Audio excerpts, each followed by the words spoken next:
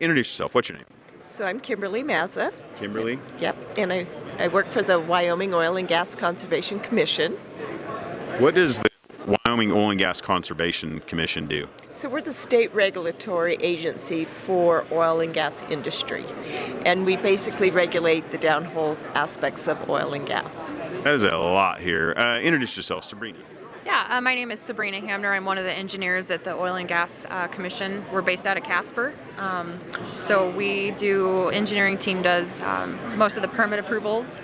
We do well density, spacing hearings, UIC, well construction, plug and abandonment, frac approvals for wells in the state of Wyoming. How many permits are out there right now, do you know? That's a lot of permits. I keep seeing that. I just wonder, like, as somebody like myself, I follow that stuff. Like, why am I seeing such an uptick right now? Is it gas prices? Is it because of BLM land? Like, what are you guys hearing around, the halls of your, industry? We probably average about 250 per month, wouldn't you say, submitted applications? Yeah, roughly that. So we're actually down quite a bit now since we had done a rule change for operatorship in Wyoming in 2019. So we actually, several years back, we were getting about 3,000 a month. And we had a queue of, I think it was almost 50,000 permits in the queue. That has slowed down, certainly. But people are permitting what they're actually drilling. So, what do you think about the oil and gas industry here? How are we doing when it comes to how do people feel about it here in Wyoming? Oh, I think they're supportive of it for the most part. It's an important aspect of our state budget, state funding, funding for education. And a lot of the people that work for the industry are Wyomingites. And so it's an important industry, it's an important aspect to the state of Wyoming. Our job as a regulatory agency is to ensure that it's done properly and ensure that we're also looking out for the citizens of Wyoming, but also providing an environment that is a regulatory environment, but is also business friendly. Yeah, you guys will work with your partners, the operators, if you will, and say, hey, here's how you do this, but do it within these terms. Absolutely. Yes. Do you have any advice on operators right now? Like, what are you seeing in our industry that maybe we could improve on? Nothing. Oh, it's good. We like that.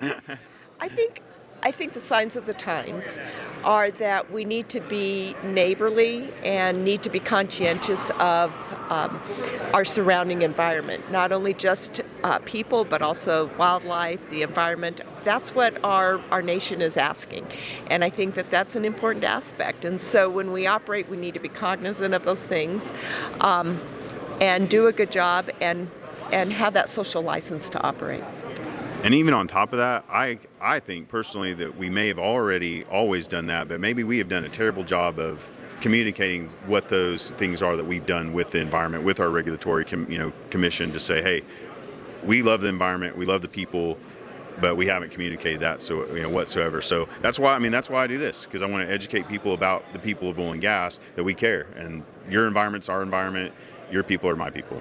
I love what you do.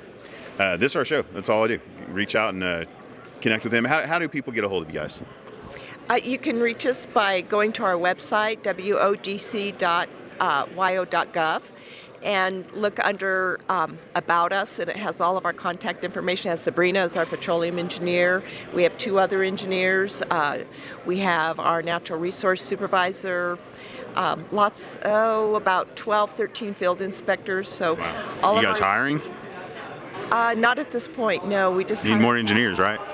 Well, I know. We actually have a really great group of engineers. 4 of them actually we right do. now, so we're very proud of our staff. Yeah. What's your background? Were you always in the government regulatory side of things? Were you in oil and gas before? I have been in oil and gas for about 15 years now.